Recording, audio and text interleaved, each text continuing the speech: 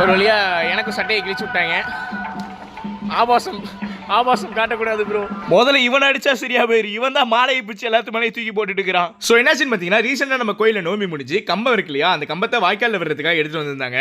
இது வந்து பார்த்தீங்கன்னா கம்பம் முழுகிற விழா தான், ஆனால் இதை மஞ்சள் நேராகவே மாற்றி போட்டாங்க.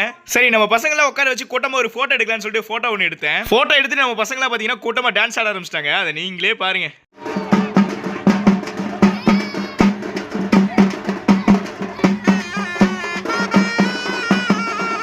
சரி, முடிச்சோடனே இந்த சைடு கும்மி அடிச்சிட்டு இருந்தாங்க. அதையும் பார்த்துட்டு இருந்தேன். நீங்களும் பாருங்க.